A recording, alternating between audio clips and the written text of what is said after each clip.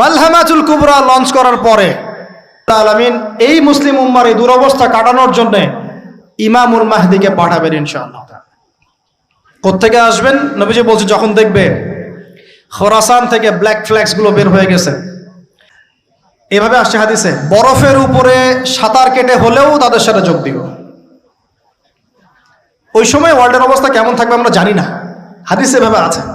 নবীজি বলেছেন খোরাসান থেকে যে মুজাহিদিনরা বের হবেন তাদেরকে কোনো বাহিনী পরাস্ত করতে পারবে না, এমনকি তারা জেরুজালেম পর্যন্ত পৌঁছে ওটাকে জয় করবে। হাদিসে আসছে, কিছু করার নেই। হাদিস সহিহ না জয়ীফ না জাল, ওলামায়ে কেরামকে জিজ্ঞেস করে নিন, এটা হাদিসে আছে, কিছু করার নেই। পৃথিবীর ভবিষ্যৎ লেখা হয়ে গেছে। ইমামুল মাহদী এখান থেকে মদিনা থেকে তিনি পালিয়ে চলে আসবেন মক্কায়। তিনি নেতৃত্ব নিতে চাইবেন না, মানুষ জোর করে তাকে নেতৃত্ব দিবে। হাজার আসওয়াদ এবং মাকাম ইব্রাহিমের মাঝখানে তার হাতে বায়াত নেওয়া হবে। কতজন বায়াত নেবেন? 313 জন। 300। এরপর শাম থেকে একটা বাহিনী তার সাথে যুদ্ধ করতে আসবে। আল্লাহ পাক তাদেরকে মক্কা মদিনার মাঝখানে বাইদা নামক জায়গায় ধসিয়ে দিন, ধসে যাবে, সব আসতে পারবে না। তারপরে বনু কালব নামে একটা গোত্র থাকবে আরবে, ওই কালবের সাথে ইমাম মাহদী যুদ্ধ হবে। ইমাম মাহদী জয়লাভ করবেন ইনশাআল্লাহ। তিনি সারা ওয়ার্ল্ডটাকে আবার রুল করা শুরু করবেন। হাদিসে আসছে তিনি গুনে গুনে গনিমতের মাল দিবেন না, মুষ্টি ভরে ভরে মুসলমানদেরকে দান করবেন ইনশাআল্লাহ। তারপরে বের হবে মাসিহুদ দাজ্জাল মানুষের রূপে। ওই যে 4টা জায়গার কথা বললাম, সে বের হবে ইত্যাদি ইত্যাদি। এবার সে মানুষের রূপ ধরে আমাদের সমাজে প্রবেশ করবে, তার অনুসারীদেরকে নিয়ে ম্যাসাকার করা শুরু করবে। কিন্তু মুসলিমদের মধ্যে একটা বাহিনী শেষ পর্যন্ত তার সাথে যুদ্ধ করতে থাকবে। হতে হতে হতে হতে যখন মুসলিমরা একটু কোণঠাসা, আল্লাহ পাক পাঠাবেন আসমান থেকে ওই মাসিহকে, যে মাসিহকে তারা চিনতে পারে না। আর ওরা যাকে মাসিহ মনে করছে, তাহলে এই মাসিহটা কে? এ মিথ্যা মাসিহ, মাসিহুদ দাজ্জাল। বুঝতে পারছেন? তাহলে সবচেয়ে বড় প্রতারণা শিকার কারা হচ্ছে? মাসিহুদ দাজ্জাল ওদেরকেই প্রতারণা করছে। বুঝতে পারেননি কথা? ওদের সাথেই সবচেয়ে বড় প্রতারণা হচ্ছে। ওরা মনে করছে এই সত্যিকারের মাসিহ, সে আসলে আমরা বিশ্ব রুল করবো। সে সত্যিকারের মাসিহ নয়। ঈসা ইবনে মারিয়াম আসবেন কিভাবে সেটাও এসেছে। 2 জন ফেরেশতার কাঁধে ভর দিয়ে তিনি নামবেন শাম অর্থাৎ সিরিয়ার দামেস্ক শহরের মধ্যে। কোন শহর? দামেস্ক। এই জায়গাগুলো খুব বরকতময়। আল্লাহ নবী দোয়া করেছেন, আল্লাহ শামে বরকত দাও, ইয়েমেনে বরকত দাও, আল্লাহ শামে বরকত দাও, আল্লাহ ইয়েমেনে বরকত দাও। আর মুসলমানরা বলছিল, আল্লাহ রসুল আমাদের নাজদেও বরকত দিতে বলেন, আমাদের নাজদেও বরকত দিতে বলেন। আল্লাহ নবী বলছেন যে নাজদে বরকত না, বরং ওখান থেকে ভূমিকম্প বের হবে, ওখান থেকে শয়তানের শিং বের হবে। চিন্তা করে, ওই যে বললাম নাজদিরা তুর্কিদের বিরুদ্ধে যুদ্ধ করেছিল, রোমান এম্পায়ারের বিরুদ্ধে যুদ্ধ করেছে ব্রিটেনের সাথে হাত মিলিয়ে। ওরাই এখন সারা বিশ্বে, বাংলাদেশে এদের লেসপেন্সার আছে বহুত, বাংলাদেশে এদের বহুত লেসপেন্সার আছে। তারা বলে, ওই যে দেখবেন যে যখনই আমরা এগুলো নিয়ে আপনাদেরকে সচেতন করতে চাই, মানে এরা তো খারাজি হয়ে গেছে, উগ্র হয়ে গেছে, এই হয়ে গেছে, সেই হয়ে গেছে, এভাবে করে গভর্নমেন্ট প্রশাসন সবার কাছে আমাদেরকে বিতর্কিত করার চেষ্টা করে। আমরা কি কারো শত্রু? আমরা কি এই আলোচনাগুলো করে ওয়ার্ল্ডের প্রেক্ষাপট বদলাতে পারবো? পারবো না। কিন্তু আমাদের প্রজন্মকে আমরা জানাতে তো পারবো, যাতে তারা আত্মবিশ্বাসী হয়ে গড়ে ওঠে যে আমরা এই নতজানু মনোভাব নিয়ে পৃথিবী থেকে যাবো না ইনশাআল্লাহ। আমরা পৃথিবী থেকে মাথা উঁচু করেই যাবো ইনশাআল্লাহ। মুসলিমদের হাতেই বিশ্বের বিজয় লেখা আছে। আস্তে আস্তে বিশ্ব ওইদিকে যাবে, এটা তো ওদেরকে জানতে হবে। আমরা তোদেরকে জানাচ্ছি মাত্র। তো নাশ থেকে বের হবে শয়তানের শিং, এটা বলা হয়েছে। যাই হোক, এখন ঈসা ইবনে মারিয়াম আসবেন এই সিরিয়ার দামেস্ক। চুল দিয়ে টপ টপ করে পানি পড়তে থাকবে, মুক্তা ঝরছে এরকম পানি। তার নিঃশ্বাস যতদূর পর্যন্ত যাবে ততদূর পর্যন্ত কাফেররা মরতে থাকবে। সুবহানাল্লাহ। এমনকি তিনি খুঁজতে খুঁজতে দাজ্জাল পর্যন্ত আসবেন, যে মুসলিমদেরকে অবরুদ্ধ করে রাখা হয়েছে। বলবেন দরজা খুলে দাও, নামাজের ওয়াক্ত হবে, আজান দেওয়া হবে, ফজরের ওয়াক্ত। ভাই আমরা যদি ফজর মিস করি, আমরা আসলে ওই বাহিনীতে যোগ দিতে পারবো না। বেঁচে থাকলেও জানি না আমরা অত বছর থাকবো কিনা পৃথিবীতে, আল্লাহই ভালো জানেন, এটা আমরা জানি না। কিন্তু এই বিজয়ে সুবহে সাদিকের সময় লেখা আছে, আজান হয়ে যাবে, ইমামুল মাহদী তাকে বলবেন ইমামতি করুন আপনি। ঈসা ইবনে মারিয়াম বলবেন না, এই উম্মতের জন্য ইমামতির অধিকার দেয়া হয়েছে। বলেন সুবহানাল্লাহ। তিনি ইমামতি করবেন না, বরং মুক্তাদি হবেন। দরজা খুলে দাও, নামাজ শেষে দরজা খুলে দেওয়া হবে। দাজ্জালকে খুঁজতে খুঁজতে খুঁজতে এই প্যালেস্টাইন, এই জেরুজালেমের বাবে লুদ নামক জায়গায় তিনি পৌঁছাবেন। এখানে দেখবেন মাসিহুদ দাজ্জাল আছে। দাজ্জাল তাকে দেখার সাথে সাথেই লবণের মতো গলতে শুরু করবেন, সেখানে তিনি তাকে হত্যা করবেন। তারপরে সেখান থেকে তিনি ইসলামী খেলাফা রিস্টোর করবেন। উর্বর হবে মাটি, সবুজ শ্যামল, বৃষ্টিপাত বেশি হবে। এগুলো হতে থাকবে। এর মাঝখানে আবার ইয়াজুজ মাজুজ বের হবে। ইয়াজুজ মাজুজ বের হওয়ার পরে পৃথিবী ম্যাসাকার করবে। তারা এমনভাবে পৃথিবীতে ম্যাসাকার করবে যে ঈসা আলাইহিস সালাম এবং তার অনুসারীরা তুর পাহাড়ে গিয়ে লুকাবেন, আত্মগোপন করবেন, এবং তাবারিয়া হ্রদের পানি তারা খেয়ে ফেলবে। পরের দল এসে বলবে কোনো এক সময় মনে হয় এখানে পানি ছিল, মানে পানি সব খেয়ে সাবার করে ফেলবে। বুঝছেন? ঈসা আলাইহিস সালাম দোয়া করবেন, আল্লাহ এই আযাব থেকে আমাদেরকে তুমি বাঁচাও। আল্লাহ পাক তখন তাদের ঘাড়ের মধ্যে একটা ভাইরাস দিয়ে দিবেন, ভাইরাস, পোকা ভাইরাস। এই এক ভাইরাসের সব ইয়াজুজ আর মাজুজ শেষ। এরপরে পৃথিবীতে বৃষ্টি বর্ষণ শুরু হবে। আল্লাহ পাক কোথা থেকে জানি পাখি পাঠাবেন, ওই যে আবাবিল পাখি পাঠিয়েছিলেন না, এরকম কোথা থেকে পাখি পাঠাবেন বড় বড় নখওয়ালা। এরা ওদের দেহগুলো উঠাবে, মহাবিশ্বের কোথাও গিয়ে ফেলে দিবে, জানি না আমরা কোথায় ফেলবো। এগুলো রূপকথা মনে হচ্ছে না অনেকের কাছে, এগুলো সত্য, হাদিসে আসছে, একটা একটা শব্দ সত্য। এরপর 40 বছর এভাবে চলে যাবে, ঈসা আলাইহিস সালাম ইন্তেকাল হবে। তারপরে হাদিসে আসছে মানুষ আবারও খারাপ হওয়া শুরু করবে। এত খারাপ হবে, এত জঘন্য হবে যে আল্লাহ শব্দটা বলার মতো একটা মানুষ আর পৃথিবীতে থাকবে না। একটা মিষ্টি মৃদু একটা বাতাস আসবে, এই বাতাস মুমিনদের বগলের নিচ দিয়ে প্রবাহিত হবে। ভিতরে এক সরিষা দানা পরিমাণ ঈমান আছে, ওই বাতাসে তার জান কবজ হয়ে যাবে। বাকি থাকবে সব এই যে গরু ছাগল হাঁস মুরগির মতো মানুষ, গবাদি পশু। আল্লাহ বলার মতো মানুষ নাই, রাস্তা মোড়ে মোড়ে জেনা করবে। এটা আরো অনেক পরের কথা, অনেক পরের কথা। আমরা ওই যুগ দেখতেও চাই না, বাঁচতেও চাই না ওই যুগে, তাই না ভাই? আল্লাহ পাক বলছেন এরপরে, আল্লাহ রাসূল সাল্লাল্লাহু আলাইহি ওয়াসাল্লাম বলছেন এরপরে একদিন সকালে হঠাৎ করে দেখবে কেনা বেচা করতে করতে, কথা বলতে বলতে, পানি পান করতে করতে, খাবার খেতে খেতে এই যে পশ্চিম দিক থেকে সূর্য উঠে গেছে। তার মানে কি ওই দিন কিয়ামত হয়ে যাবে। এবং এটা এত ফাস্ট হবে, এত দ্রুত হবে। আল্লাহ রাসূল সাল্লাল্লাহু আলাইহি ওয়াসাল্লাম বলেছেন যে কেউ বাসায় ফিরে যাবে, আহাল পরিবারের সাথে একটা দেখা করবে, এই সুযোগ পাবে না। একদম ইনস্ট্যান্ট ডেট। একটা বজ্রনীনাদ, প্রচন্ড মানে শব্দ, এটাতে বিকট একটা শব্দে পুরো মহাবিশ্ব তোলপাড় সৃষ্টি হয়ে যাবে, একদম শেষ। সিঙ্গার প্রথম ফুক, শেষ, সব ডেট। এই যে আমাদের এত বাহাদুরি, এত কিছু সব শেষ। মানে পৃথিবী আস্তে আস্তে ওর শেষের দিকে যাচ্ছে। এগুলো ভাই বিশ্বাস করেন, পৃথিবীর সমস্ত সংগঠন, জালেম, কাফের, ফাসেক, মুশরিক, মুনাফিক যা আছে পৃথিবীতে একত্রিত হয়েও এই সত্যটাকে কেউ টলাতে পারবে না। আমরা সারা মুসলমানরা মিলেও যদি এই সত্যটাকে টলাতে চাই, পারবো না। মানে আস্তে আস্তে আলটিমেট গোল এটাই পৃথিবীর। এরপরে কিয়ামত, তারপরে তো আপনারা জানেন কি হচ্ছে। ফামান ইয়ামাল মিসকালা যাররাতিন খায়রান ইয়ারাহ, এক চুল পরিমাণ যদি ভালো কাজ কেউ করে থাকে তাকে সেটা দেখানো হবে। ওয়া মান ইয়ামাল মিসকালা যাররাতিন শাররান ইয়ারাহ, এক চুল পরিমাণ খারাপ কাজ আমরা কেউ করে থাকলে দেখানো হবে। তবে যারা লা ইলাহা ইল্লাল্লাহ এই তাওহীদের উপর থাকবে, যত বড় গুনাহ করুক না কেন আল্লাহ মাফ করে দেবেন ইনশাআল্লাহ, ইনশাআল্লাহ। কারণ আমাদের জন্য নবী সাল্লাল্লাহু আলাইহি ওয়াসাল্লাম সুপারিশ করবেন। তাই বলে কি আমরা গুনাহ করতে থাকবো এখন?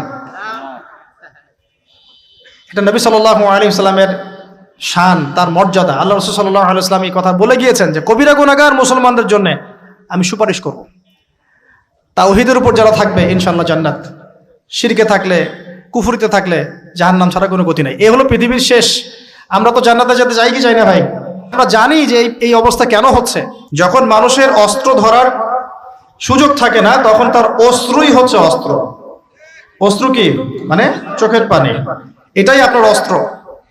ইমাম শাফিঈ রাহিমাহুল্লাহ বলতেন যে তাহাজ্জুদের ওয়াক্ত, মানে যখন শেষ রাত চলে আসে, তাহাজ্জুদের ওয়াক্তে করা হয় এগুলো এমন এমন তীর বা এমন অস্ত্র যেটা কখনো ব্যর্থ হয় না।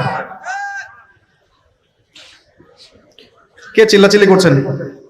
পুরো আলোচনায় একবারও ঠিক বলার দরকার নাই, কারণ আপনি ঠিক বললেও যেটা ঠিক সেটা ঠিকই, আর যেটা আপনি ঠিক বলবেন না, কোরআন সুন্নাহ যদি ঠিক না বলে এটা ঠিক না। তো এই ঠিক বেঠিকের দরকার নাই। কারণ হচ্ছে আমরা যদি এই আয়োজনটা মসজিদে করতাম, আপনারা কি মসজিদে এরকম শোরগোল করতেন? কথা বুঝেন? যদি আমরা এই আয়োজনটা মসজিদের মধ্যে করতাম, আপনারা কি মসজিদেও শোরগোল করতেন, হট্টগোল করতেন? তাহলে সেটা হতো কিয়ামতের আলামত। কারণ নবী সাল্লাল্লাহু আলাইহি ওয়াসাল্লাম বলেছেন কিয়ামতের আগে আগে মসজিদগুলো হবে চাকচিক্যময় এবং মসজিদ থেকে হেদায়েত উঠে যাবে। মসজিদ থেকে হেদায়েত উঠে যাবে। এমন হাদিস এসেছে যে মানুষ নামাজ পড়বে কিন্তু মুসল্লিদের মাঝে একজন প্রকৃত ইমানদার খুঁজে পাওয়া যাবে না। তা আপনাদের কি মনে হয় সেই যুগটা আসতে বাকি আছে অনেক? তো মসজিদে যদি শোরগোল হট্টগোল করা হয়, এটা হচ্ছে একটা কিয়ামতের সাইন, যে কিয়ামতের আগে আগে মসজিদের শোরগোল হট্টগোল বেড়ে যাবে। আপনারা কি এটা চান? তো আমরা যদি এই আয়োজনটা মসজিদে করতাম, আপনারা কি চিল্লাচিল্লি করতেন, হট্টগোল করতেন? মনে করেন এখন আমরা একটা মাঠেই বসে আছি, কিন্তু এই মাঠে কোরআন এবং সুন্নাহর কথা হচ্ছে, আমরা কি হট্টগোল করব? আল্লাহ পাক আমাদের সবাইকে কোরআন এবং হাদিসের সামনে আত্মসমর্পণ করার তৌফিক দান করুন। আজকে 5 ওয়াক্ত নামাজ কারা কারা পড়েছেন? হাত তোলেন দেখি। মাশাআল্লাহ, হাত নামান। আজকে সারাদিনে সূরা কাহাফ পড়েছেন কতজন? ঠিক আছে, অনেস্টির সাথেই বলেন। মাশাআল্লাহ। জুমার দিনে সূরা কাহাফ তিলাওয়াত করতে হয়, এটা কি আপনাদেরকে কেউ বলেছে না বলে নাই? এটা কি জানা আছে না জানা নাই? জানা আছে? আচ্ছা, কেন প্রত্যেক জুমায় সূরা কাহাফ তিলাওয়াত করতে হবে? কেন? নবী সাল্লাল্লাহু আলাইহি ওয়াসাল্লাম বলেছেন, একটু মনোযোগের সাথে শুনতে হবে, আর মনোযোগটা ধরে রাখার চেষ্টা করেন। 1 ঘন্টা 1.5 ঘন্টার ব্যাপার। আর আমি জানি এটা এমন যুগ, যে যুগে মানুষ 10 মিনিট মনোযোগ ধরে রাখতে পারে না। এর কারণ কি জানেন? এর কারণ হচ্ছে স্মার্টফোন। এর কারণ কি? যে যত বেশি স্মার্টফোনে এডিক্টেড, তার মনোযোগ ধরে রাখার ক্ষমতা তত কম।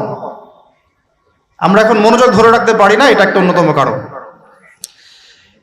তো প্রত্যেক জুমায় নবী সাল্লাল্লাহু আলাইহি ওয়াসাল্লাম সূরাতুল কাহাফ তেলাওয়াত করতে আমাদেরকে উৎসাহিত করছেন। এর পিছনের কারণ হচ্ছে নবী সাল্লাল্লাহু আলাইহি ওয়াসাল্লাম বলেছেন, সূরাতুল কাহাফ যে ব্যক্তি জুমার দিন তেলাওয়াত করবে, এক জুমা থেকে আরেক জুমা পর্যন্ত তার যে জীবন, এই যে হায়াতটা, আল্লাহ পাক এটাকে নূর বা আলো দিয়ে ভরে দিবেন। আলোর কেন দরকার হয়? আলোর দরকার হয় কেন? অন্ধকার থেকে নিজেকে বাঁচানো বা অন্ধকারে পথ দেখা, পথ খুঁজে পাওয়া, এই জন্য তো আলোর প্রয়োজন হয় নাকি? তাহলে আপনার জীবনটাকে আলো দ্বারা ভরে দেওয়া হবে। অর্থাৎ আমরা যে পৃথিবীর জীবনে বসবাস করছি, চারপাশে অনেক অন্ধকার আছে, আছে কি নাই? এই অন্ধকারগুলো কাটিয়ে উঠতে আপনাকে সূরাতুল কাহাফ কাজে দিবে ইনশাআল্লাহ। তো নূর দিয়ে ভরে দেওয়ার অর্থ হচ্ছে আপনার জীবনটাকে আল্লাহ পাক ঈমানের নূর দিয়ে ভরে দিবেন ইনশাআল্লাহ। তো সূরা কাহাফের গুরুত্ব আছে না? আচ্ছা, 2, নবী সাল্লাল্লাহু আলাইহি ওয়াসাল্লাম বলেছেন যে সূরাতুল কাহাফ যে ব্যক্তি জুমার দিনে পড়বে এবং এর কমপক্ষে প্রথম 10টা আয়াত মুখস্থ করবে, তার জীবদ্দশায় যদি মাসিহুদ দাজ্জাল বের হয়, এই দাজ্জাল সেই ব্যক্তির কোনো ক্ষতি করতে পারবে না। খুশি হন নাই? একটু বুঝাই আপনাকে যে এই পৃথিবীতে এখন যতগুলো সমস্যা আছে বা যতগুলো ফিতনা আছে, এগুলোকে যদি একত্রিত করি তবুও দাজ্জালের সমান হবে না। নবী সাল্লাল্লাহু আলাইহি ওয়াসাল্লাম বলেছেন, পৃথিবীতে আদম আলাইহিস সালামকে সৃষ্টি করার পর থেকে কিয়ামত পর্যন্ত মাসিহুদ দাজ্জালের মতো ভয়ঙ্কর কোনো ফিতনা আসে নাই, আসবেও না। আল্লাহর এমন কোনো নবী নেই যেই নবী তার কওমকে দাজ্জাল সম্পর্কে সতর্ক করেন নাই। এমনকি নূহ আলাইহিস সালাম পর্যন্ত তার কওমকে দাজ্জাল সম্পর্কে সতর্ক করেছেন। আর আমি মুহাম্মদ সাল্লাল্লাহু আলাইহি ওয়াসাল্লাম তোমাদেরকে একটা বাক্য বেশি বলছি, যা অন্য নবীগণ বলেন নাই। সেটা হলো, মাসিহুদ দাজ্জাল এক চোখে অন্ধ হবে, তোমাদের রব আল্লাহ তিনি অন্ধ নন। যে ব্যক্তি জুমার দিনে সূরা কাহাফ তেলাওয়াত করবে এবং সূরা কাহাফের প্রথম 10টা আয়াত কমপক্ষে মুখস্থ করে রাখবে, এর হক আদায় করবে, তার জীবদ্দশায় যদি দাজ্জাল বের হয়, দাজ্জাল তার কোনো ক্ষতি করতে পারবে না। পৃথিবীতে যত ফিতনা আর ফাসাদ এখন দেখছেন, শিরকের ফিতনা, বেহায়াপনা, বেপর্দা, রিবা বা সুদ, মাদক, দুর্নীতি, জুলুম, নির্যাতন, চুরি, ডাকাতি, যত কিছু, সবকিছুকে একত্রিত করলেও দাজ্জালের সমান হবে না। আমরা কি এই ফিতনাগুলো থেকে বেঁচে থাকতে পারছি? আপনি কি পর্নোগ্রাফির ফিতনা থেকে মুক্ত? আপনি কি ইন্টারনেট জগতের এই নোংরামি ফিতনাগুলো থেকে মুক্ত? আমি কি মুক্ত? আমি নিজেও মুক্ত না। আপনার সামনে ভালো সাজারও আমার কোনো দরকার নাই। আমরা যারা ইন্টারনেটে ঢুকেছি একবার দুইবারও জীবনে, কখনো তারা কেউই চোখের পাপ থেকে বাঁচতে পারে নাই। তার ভালো সাজার তো প্রয়োজন নাই, আল্লাহর কাছে ইস্তেগফার করার দরকার, আল্লাহ মাফ করে দেন। কি এই যুগে ইন্টারনেটের এই নোংরামি বেহায়াপনাগুলো থেকে মুক্ত থাকতে পারছি না। আমরা কি এই যুগের সুদ ভিত্তিক অর্থনীতি থেকে মুক্ত থাকতে পারছি? আমাদের যুব সমাজ কি এই যে টিকটক বলেন, পাবজি বলেন, ফ্রি ফায়ার বলেন, মাদক বলেন, কিশোর গ্যাং বলেন, এগুলোর ফিতনা থেকে তারা কি মুক্ত? আমাদের মেয়েরা কি ফেমিনিস্ট রেভলিউশনের ফিতনা থেকে মুক্ত? মেয়েরা কি বেপরদামির ফিতনা থেকে মুক্ত? যুবক যুবতীরা কি হারাম অ্যাফেয়ার্সের ফিতনা থেকে মুক্ত? পরিবারগুলো কি পারিবারিক কলহ থেকে মুক্ত? আমাদের সন্তানরা কি ফিতনা থেকে মুক্ত? আমাদের প্রত্যেকটা খাবার কি বিশুদ্ধ, পরিশুদ্ধ না করাপ্টেড? আমাদের বিশ্বের পুরো পলিটিক্যাল সিস্টেমটা কি আল্লাহ পাকের আইন দ্বারা চলছে? আমাদের পুরো মুসলিম উম্মার প্রত্যেকটা জাতি আজকে কি কুফফারদের নির্যাতনের ফিতনা থেকে মুক্ত? তো আমরা যদি এই ফিতনাগুলো থেকে মুক্ত হতে না পারি, কিভাবে দাজ্জালের ফিতনা থেকে আমরা বাঁচতে পারি? আমি কি বুঝাতে পারছি দাজ্জালের ফিতনা কত বড়? বুঝতে পারছেন? সে যখন বের হবে তখন সে সারা বিশ্বকে শাসন করবে 40 দিন। কতদিন? যার প্রথম দিনটা হবে 1 বছরের সমান, দ্বিতীয় দিনটা হবে 1 মাসের সমান, তৃতীয় দিনটা হবে 1 সপ্তাহের সমান, বাকি দিনগুলো হবে আমাদের দিনের মতো। সত্যি সত্যি কথা কি জানেন যে আমরা এখন চিন্তা করতে ভালোবাসি না, পছন্দ করি না। আমাদের চিন্তা করার সময় কোথায়? আমাদের সকালবেলা ঘুম থেকে উঠে ব্রাশে পেস্ট নিয়ে বাথরুমে যেতে হয়, কারণ আমাদেরকে অফিস ধরতে হবে 8টায় 9টায়, কাউকে স্কুলে কলেজে ইত্যাদি ইত্যাদি। চিন্তার সময় কোথায়? চিন্তা তো করতাম আমরা তাহাজ্জুদের ওয়াক্তে, তাহাজ্জুদের নামাজ পড়ে চুপচাপ বসে চিন্তা করতাম কি হচ্ছে, কি হতে পারে, আমার কি হালত, আমি কি করব, দুনিয়াতে কি করলাম, পরকালে কি উত্তর দিব ইত্যাদি। চিন্তার সময় হচ্ছে ফজরের নামাজের পরে। দেখা যায় 70% মানুষই ওই সময় জাগনা থাকে না, তাই না? চিন্তার সময় কোথায়? সকালবেলা যখন আমরা উঠি শুরু হলো ফার্স্ট লেন অফ লাইফ, মানে রেস, দৌড়ানো। আমরা ঢাকার ফ্লাইওভারের উপর উঠে দেখি মানুষ ছুটছে, খালি ছুটছে। 1 সেকেন্ড কেউ কাউকে ছাড় দিবে না। তখন গাড়ি ড্রাইভ করছে, 1 সেকেন্ড সে যে ছাড় দিবে, একটু দাঁড়াবে, আমরা চলে যাব, সাইড দিবে না, কারণ ও আর প্রতিযোগিতায় আছে, কে কার আগে যেতে পারে। কেউ কাউকে ছাড় দেয় না। তো এটা কি কিসের প্রতিযোগিতা? দুনিয়ার। এই ব্যস্ততা কিসের বলেন? দুনিয়ার। এখন এই ব্যস্ততার সময় ঠান্ডা মাথায় চিন্তা করার সময় কোথায়? এই যে আমি বললাম একটা হাদিস, এই হাদিসটা তো চরমভাবে বিশুদ্ধ, যে দাজ্জালের প্রথম দিনটা হবে 1 বছরের সমান। কখনো কি ভেবেছেন যে 1 বছর একটা দিন কিভাবে হতে পারে? 1 বছরের সমান যদি একটা দিনকে হতে হয় বাহ্যিকভাবে, তাহলে তো এই মহাবিশ্বে বড় কিছু হতে হবে, যাতে পৃথিবীর আর্নিক গতি থেমে যাবে বা স্লো হয়ে যাবে। সায়েন্সে পড়েছেন এখানে কেউ? কেউ কি আছেন ফিজিক্সে পড়েছেন? ওই যে ভাই, আচ্ছা আপনি বলেন, পৃথিবীর গতি যদি না কমে তাহলে কিভাবে একদিন এত বড় হবে? এটা কি সম্ভব ভাই? পড়েছেন ফিজিক্সে। তাহলে কি মহাবিশ্বে এমন কিছু হতে যাচ্ছে? যদি হয় তাহলে আমাদের এই সাজানো গোছানো দুনিয়ার কি হবে? আরো চিন্তা করি নাকি এর অন্য কোনো ব্যাখ্যা আছে, যে ব্যাখ্যা আমি জানি না? ভাবতে হবে। আমি চাচ্ছি আজকের লেকচারে আপনারা একটা নসিহত দিয়ে বাসায় যান, সেটা হচ্ছে ভাবতে হবে। কি করতে হবে? ভাবতে হবে, চিন্তা করতে হবে। একটু থামেন। এই যে ব্যস্ততার যুগে আপনি ঢুকে গেছি আমরা, সকাল থেকে শুরু করে রাত পর্যন্ত একটাই ফিকির, একটাই চিন্তা, টাকা পয়সা, বাড়ি গাড়ি, স্ত্রী সন্তান, বউ বাচ্চা, আমার ক্যারিয়ার, আমার রিজিক, এই তো। একটু এর মাঝে সময় নেন, আল্লাহকে সময় দেন, নিজের অতীতের পাপগুলোকে নিয়ে ভাবেন। কত বছর আমরা পৃথিবীতে থাকতে পারি? হাইয়েস্ট কত বছর? 100 বছর হাইয়েস্ট। ভাবেন তারপরে কি হবে? আমার পরে আমি কোন প্রজন্ম রেখে যাচ্ছি? ওরা কি আদৌ আমার জন্য রব্বির হামহুমা কামা রব্বায়ানি সগীরা পড়তে পারবে? আমি কি ওকে শিক্ষিত করলাম? আলিফ বাও তো চিনে না আমার ছেলেটা।